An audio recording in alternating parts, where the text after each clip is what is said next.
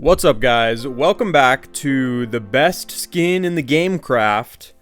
This skin rocks. This is so cool. This is a sand trooper, for all you kids who don't know, from Star Wars.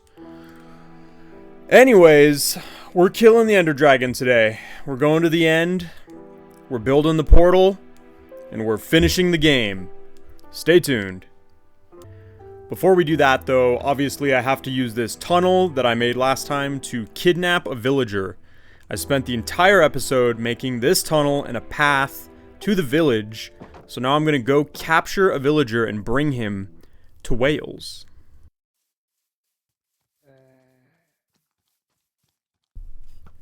And like I said earlier, I still want to rebuild this village and make it prettier, but I think we're still an episode or two away from that, so for now I'm just going to be moving these guys to a better place. And as it turns out, villagers are a little bit more tricky than common farm animals to work with. I thought the carrot was working here, but he turns away. He loses interest, but then he regains interest and he starts following me, but then he loses interest. They're really finicky, and they're not attracted to food necessarily.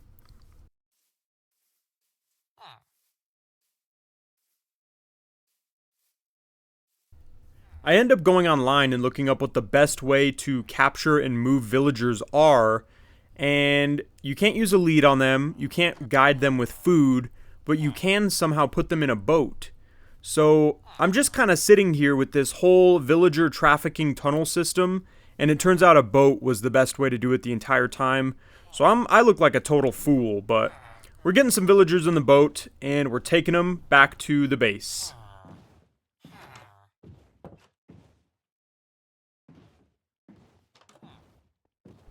I must admit, I think it's really funny that you can use a boat on land and oar your way over the ground.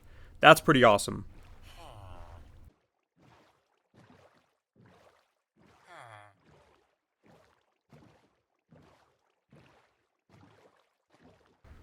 At this point, I think I'm really the king of pointless projects. I've made at least 3 or 4 things that are just kind of pointless, but they're cool. Here's the most recent pointless thing we made, is this water tunnel. Here I am, on top of my villager trafficking tunnel with a villager in a boat, because I can't get him to walk into my trafficking tunnel. So, man,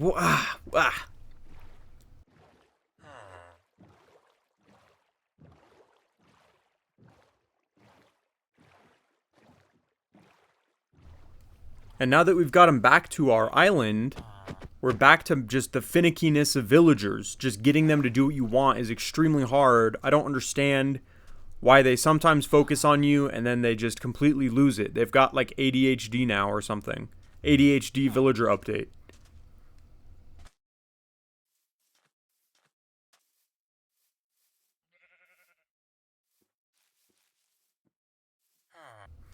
And I get him into the castle. He immediately touches the blacksmith thing and becomes a blacksmith and then walks away, like trying to get back to his house. Like, I know I kidnapped him, but it's like, grow up, bro. You're in Wales now. You're a citizen of Wales. Where are you going?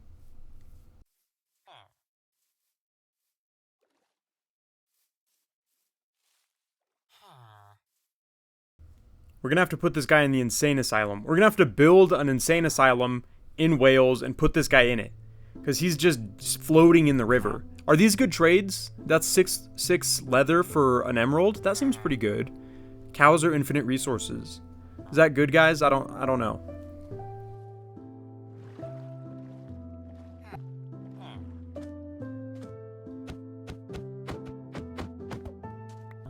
Anyways, dude's not cooperating. We gotta put him in solitary confinement for the night. I wish he was helping us. I wish boats could go up blocks, is really what I wish, because then I could just row him to the castle, but he's being bad, so solitary for him, and maybe in the morning he'll cooperate.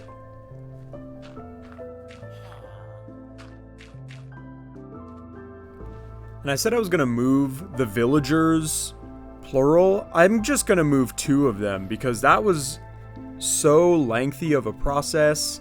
It's not at all worth it to relocate more than 2 of them. And I think there's a way that you can get them to reproduce somehow and create those creepy small villagers. So I think I'm just going to try to pursue that rather than, moving manually 10 villagers to a castle. And we got our second victim here. Victim of kindness. Because I'm doing them an active favor, moving them from their decrepit village to my beautiful walled castle. Because I think the illagers will come and kill them. But if they're in a castle, the ultimate goal here is to trap them in this castle, to protect them in the castle so that the illagers can't hurt them. That's the goal. And these guys are actually so frustrating. This guy's doing the same thing where he just gets in the water and tries to go somewhere. I don't know. Do they have that kind of village memory where they can travel like thousands of blocks back to their village? Because they're legitimately very far away. And they are just incessantly going to the water. I'm lost for words.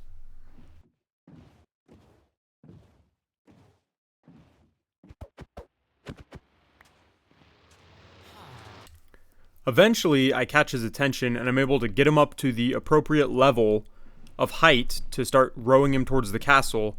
But boats have a weird interaction on pathways where if it's a little bit lower, it just completely blocks you in. So then I try to start, raising the elevation of the path, and that doesn't work because it's stuck, I guess, on one path block. So then I gotta go and re-level the path with the shovel.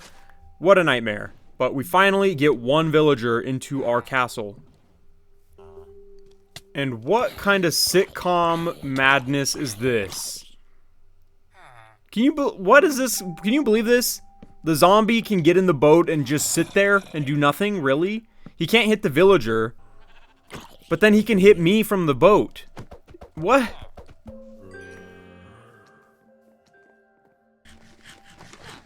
And I think this guy's deals are worse because I may have accidentally hit him. So I think he's charging me more now. Even though he's getting free housing in this castle.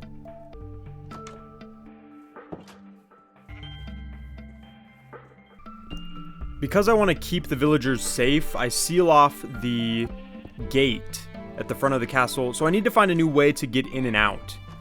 I have a couple ideas, but nothing solid yet. So I just start digging holes around the castle looking for a good place to put a door.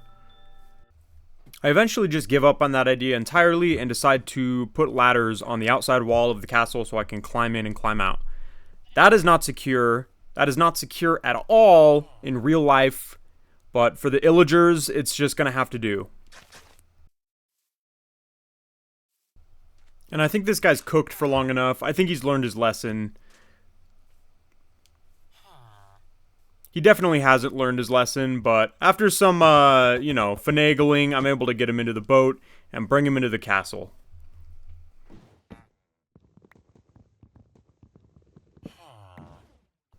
I can hear you thinking to yourself, how long did it take you to get 2 villagers into a castle? Yeah, let's not talk about that. I also read online that they can't sleep in these awesome bunk beds, so those gotta go. And I'm going to move them to another room. I'm going to use this room as a bedroom, I guess, for the villagers. And then that room will become something else. I don't remove all the beds, though. And when I wake up in the morning, the other villager's gone. And where is he? He's burning alive outside the castle.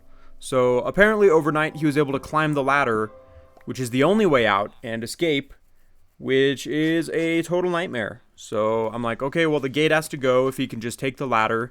So we get rid of that. He doesn't want to come back in. I'm like, we'll just have open access, free range to the castle. Whatever. I also decided it's time for a new roof for this tower. I think I mentioned in a past episode it looked better with a wooden roof, and we're doing that now.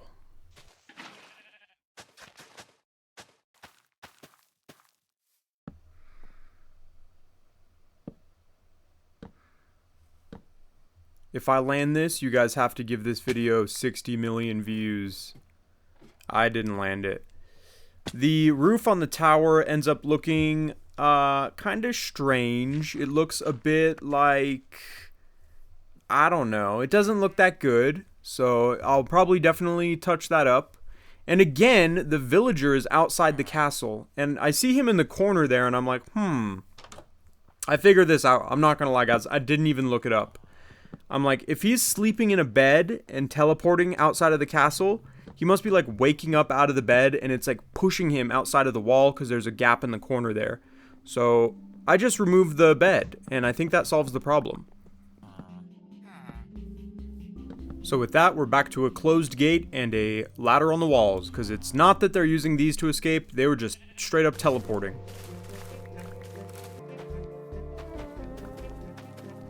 This episode is very quickly turning into a castle renovation episode, where I'm just working on the castle, and I think that's okay.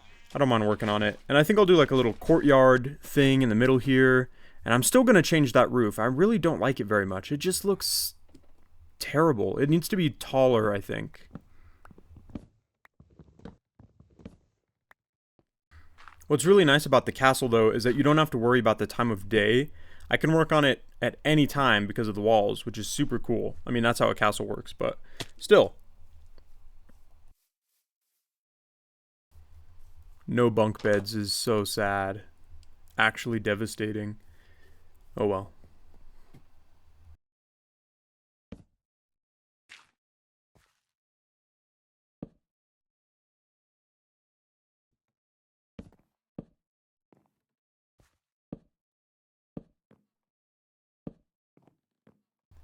I was thinking, hey, there's a scene from Assassin's Creed where he jumps into a bale of hay. Does that work in Minecraft? And it does. That's kind of cool.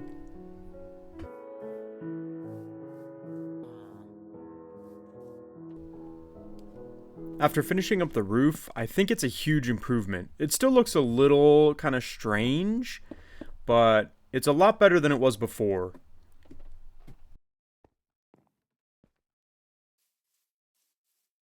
It definitely looks functional and proportional now, so yeah, looking better.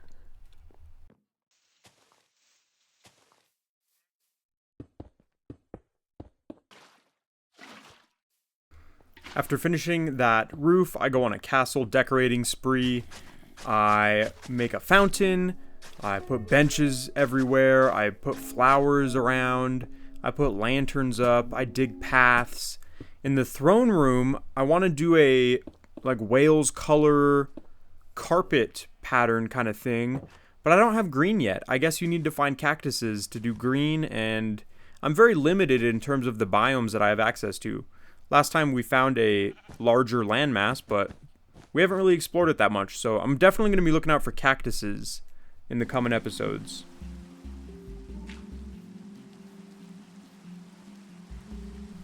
I also decided to start building lanterns around the path. Eventually, I'd like for there to be no monsters at night. That would be super ideal, at least in this developed part of Wales.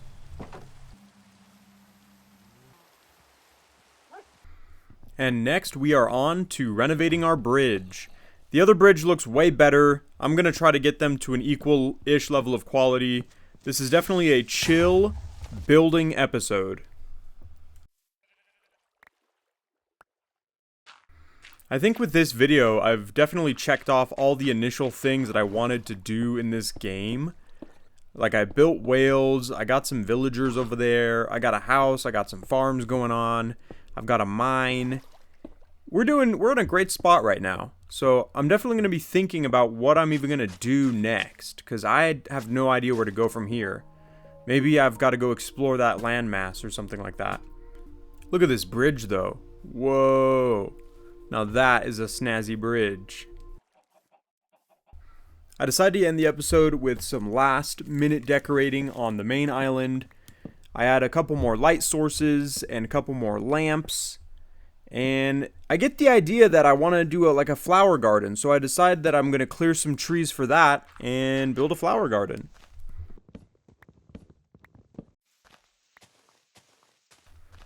This might get out of control eventually because I know there's a ton of flowers they've added now. But this looks really nice. Maybe I'll do like a botanic garden type of thing in the future. I'm going to use some bone meal to get some local flowers to put in the flower garden. And I'm going to use a trick that one of my subscribers wrote in the comments that makes composting actually useful. Isn't that incredible? You can use a hopper on top and then throw leaves into it and it'll automatically dispense them. That makes them almost not useless.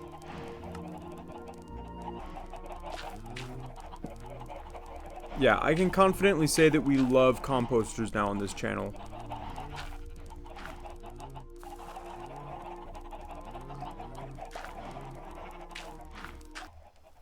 Anyways, guys, that's all I got for ya. This was an episode. Thank you for watching. Next time, we're killing the Ender Dragon. That's what we're doing. See ya.